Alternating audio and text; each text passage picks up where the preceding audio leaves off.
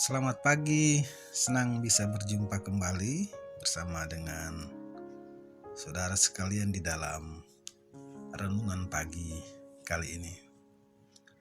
Di dalam renungan pagi ini saya mengambil dari Kisah Rasul pasal 9 ayatnya yang ke-31. Selama beberapa waktu jemaat di seluruh Yudea, Galilea, dan Samaria berada dalam keadaan damai.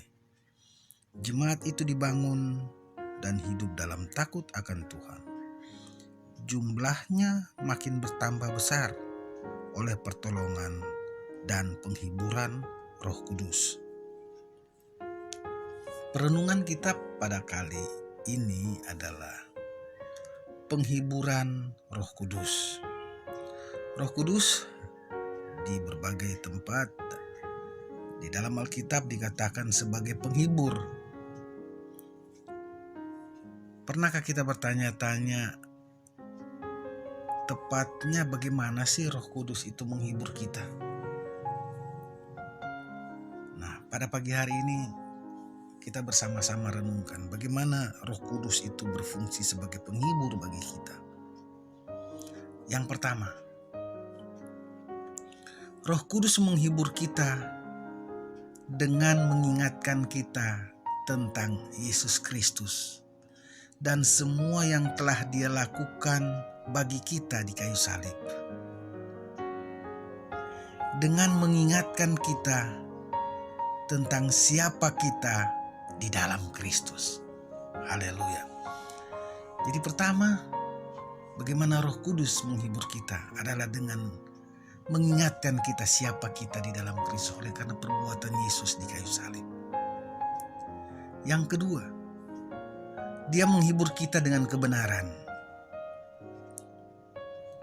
Kebenaran adalah apa yang telah Yesus lakukan di kayu salib dan yang sudah selesai. Dia meyakinkan, Roh Kudus meyakinkan kita tentang pengampunan, tentang kebenaran, tentang kekudusan, tentang penerimaan Bapa bagi kita, dan tentang kesempurnaan kita di dalam Kristus. Haleluya. Yang ketiga, Roh Kudus menghibur kita bahwa karena Yesus kita menjadi rumah kediamannya sendiri. Bahwa kita selama-lamanya ada di dalam persekutuan dengan Dia. Bahwa roh kita telah saling terkait dan berbaur. Haleluya. Saudara yang kekasih di dalam Tuhan, Roh Kudus mengungkapkan kepada kita bahwa setiap kebutuhan yang kita miliki sudah terpenuhi di dalam Kristus Yesus. Haleluya. Yang kelima, yang keempat, Roh Kudus mengingatkan kita dan meyakinkan kita tentang kematian, tentang penguburan, tentang kebangkitan Yesus Kristus. Ini adalah kabar yang mendatangkan sukacita bagi saudara dan saya, yaitu tentang kematian, tentang penguburan, dan tentang kebangkitan Kristus bagi saudara dan saya.